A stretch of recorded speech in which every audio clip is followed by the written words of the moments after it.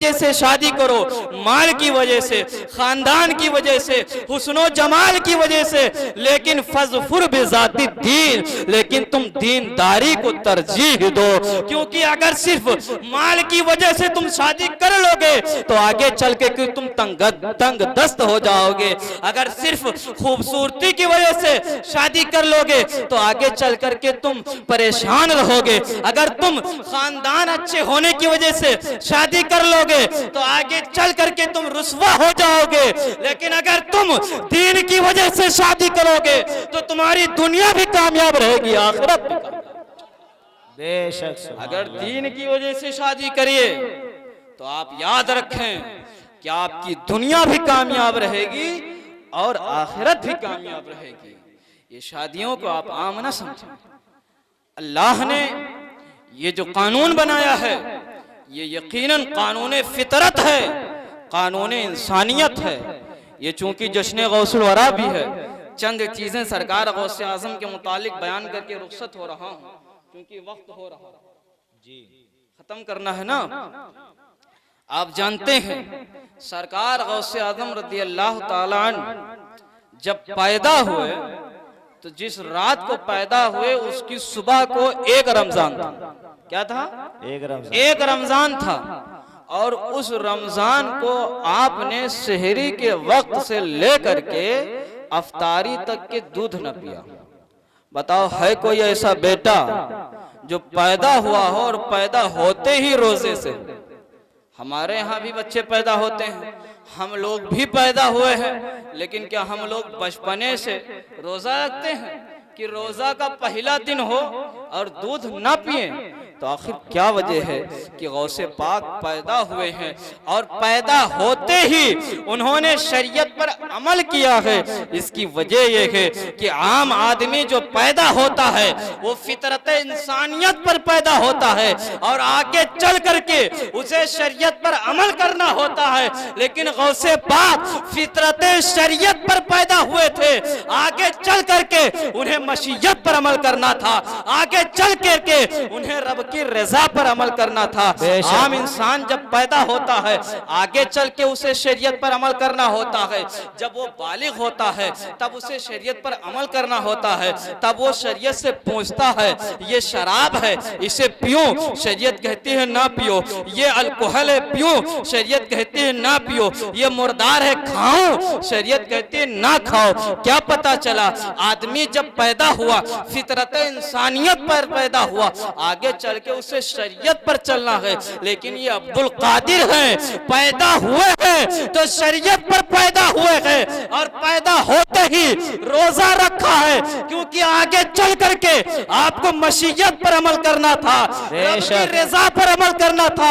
हम पूछ करके खाएंगे शरीयत से, लेकिन गौसे पाक इरशाद फरमाते हैं कि मैं उस वक्त तक के खाता नहीं हूँ जबकि मेरा रब ये न कहे कि अब्दुल कादिर खाओ।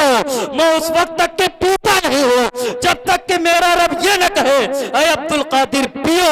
जब रब कहता है या अब्दुल कादिर बेहक़ी अलैका कुल वो बेहक़ी अलैका इश्रिब, जब रब कहता है अरे अब्दुल कादिर तुझे मेरी कसम है खा, तुझे मेरी कसम है पी, तब मैं खाता हूँ और पीता हूँ।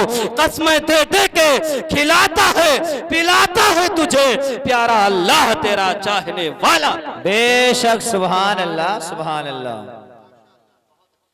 कसमें दे दे के खिलाता है पिलाता है तुझे प्यारा अल्लाह तेरा चाहने वाला तेरा।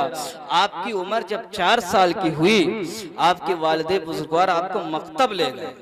उस्ताद ने कहा पढ़ो बिस्मिल्लाहिर्रहमानिर्रहीम। आपने पढ़ा बिस्मिल्लाहिर्रहमानिर्रहीम। इतना पढ़ने के बाद 17 पारे मुज़बानी आपने सुना। उस्ताद हैरान है कि 17 पारे मुज़बानी और 4 साल की उम्र है। वो पूछते हैं कि तुमको ये 17 पारे मुज़बानी कब याद हो गए?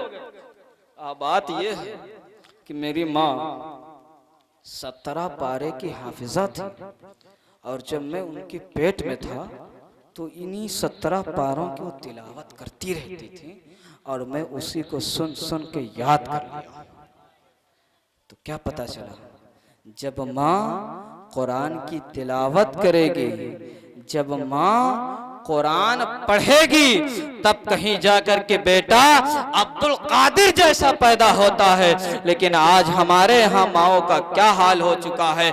जब हमल के अय्याम होते हैं, जब वो हालत हमल में होती है, तो कहती है वक्त नहीं कट रहा है, LCD लगवा दी जाए, मूवी का इंतजाम करवा दिया जाए। यकीन मानिए, अगर औलाद डांस देख करके पैदा की जाएगी तो औलाद अब्दुल कादिर नहीं बल्कि डांसर ही पैदा होगी, नाचने वाली ही पैदा होगी। लेकिन अगर औलाद कुरान की तिलावत करके पैदा की जाएगी तो अब्दुल कादिर तो नहीं, लेकिन अब्दुल कादिर का गुलाम जरूर बन के पैदा हो सकता है। आप यकीन जानिए कि अगर माएं सुधर जाएं तो औलाद सुधरी हुई पैदा होगी। बेशक। क्योंकि आप जानते हैं कि कभी भी धतूरे के पेड़ में गुलाब का फूल नहीं खिलता है। बेशक। गुलाब का फूल खिलने के लिए गुलाब का पेड़ चाहिए। ऐसे ही अच्छी औलाद होने के लिए अच्छे माँ बाप भी चाहिए।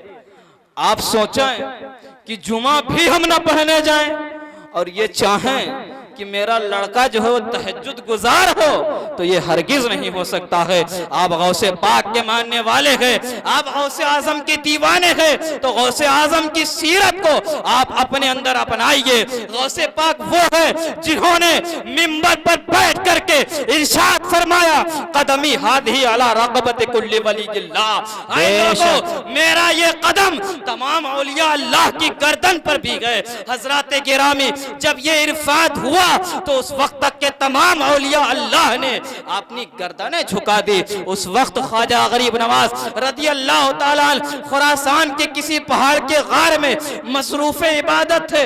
आवाज़े गौसिया सुन करके आपने ऐसी गर्दन झुकाई कि पेशानी मुबारक जमीन से लगी और इरशाद फरमाया, बल अला रासी व आईनी। ऐ गौसे आजम, आपका कदम मेरी गर्दन पर ही नहीं बल्कि मेरी सर और आंखों पर भी गए। जब ये मंजर गौसे आजम ने बगदाद मोहल्ला से देखा तो इरशाद फरमाया, या मुईनुद्दीन जअलना का सुल्तान अल हिंद। ऐ मुईनुद्दीन, जाओ, मैंने तुम्हें हिंदुस्तान की बादशाहत अता कर दी गई। यही वजह है कि भारत की कुर्सी पर कोई बैठे, राजा तो मेरा खाजा है, क्योंकि उसे खाजा को राजा किसी और ने नहीं, गौसे पाक ने बनाया है।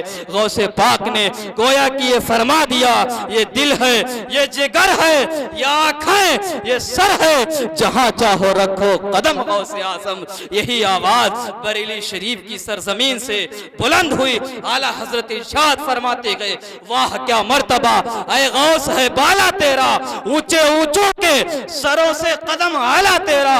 जब कदम का ये हाल है तो सर भला क्या कोई जाने कि है कैसा तेरा। औलिया मलते हैं आंखें, वो है तलवा तेरा। सारे काबे जहां करते हैं काबे का तवाफ, काबा करता है तवाफे दरे वाला तेरा।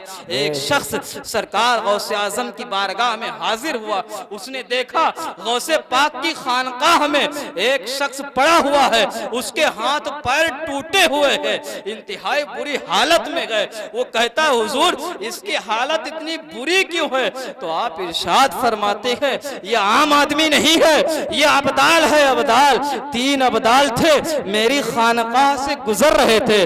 2 अब्दाल, एक दाएं चला गया, एक बाएं चला गया, और इसने कहा कि मैं खुद अब्दाल हूं, मैं क्यों अब्दुल कादिर का अदब करूं, मैं क्यों अब्दुल कादिर का अदब करूं। ये उसने जब कहा, और तो जब वो अब्दुल कादिर की खानकाह से जो ही गुजरने लगा, वो गिरा है तो उसके हाथ पांव टूट गए हैं, तब इसकी ये हालत हुई है। अब जरा आप सोचे, अगर आसमान पे उड़ने वाला गौसे पाक की तौहीन करे तो वो गिरे, उसके हाथ पांव टूट जाएं। अगर जमीन पर रेंगने वाले कीड़े गौसे आजम की तौहीन करें तो उनके क्या हाल होगा। इसी वजह से आला हजरत ने गौसे आजम से पनाह मांगते हुए इरशाद फरमाया, अल्लामा कहर है, ऐ गौस वो तीखा तेरा, मर के भी चैन से सोता नहीं मारा तेरा। तू घटाए से किसी ने घटा है न घटे, जब बढ़ाए तुझे अल्लाह ताला तेरा। मिट गए मिटते हैं मिट जाएंगे आदा तेरे, न मिटा है न मिटेगा कभी चर्चा तेरा। आप अगर गौसे पाक के मानने वाले हैं तो यकीन रखें कि आपका खात्मा ईमान पर होगा।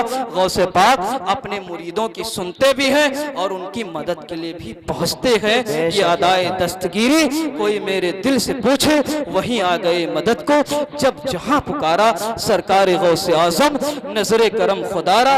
मेरा खाली का सा भर दो, मैं फकीर हूँ तुम्हारा, झोली को मेरी भर दो, वरना कहेगी दुनिया ऐसे सखी का मंगता फिरता है मारा मारा।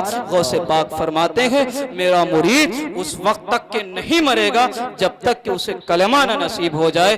मैं मशरिक में हूँ, मेरा मुरीद मगरिब में हो, वो वहां से पुकारे मैं उसकी पुकार को सुनता भी हूँ, मदद के लिए भी आता हूँ। तलब का मोह तो किस काबिल है या गौस, मगर तेरा करम कामिल है या गौस। सना मकसूद है अर्ज़े गरज का, गरज का आप तो काफिल है या गौस। रजा का खात्मा बिल खैर होगा अगर तेरी रहमत शामिल है या गौस। अस्तगफिरुल्लाह रब्बी मिन कुल्लि ज़म्बि व अतूबु इलैह। रब की बारगाह में दुआ है अल्लाह ताला हम सबको कहने और सुनने से ज्यादा अमल करने की तौफीक अता फरमाए। इस महफिल पाक को अपनी बारगाह में कबूल फरमाए। वमा अलैना इल्लल बलाग। अस्सलाम।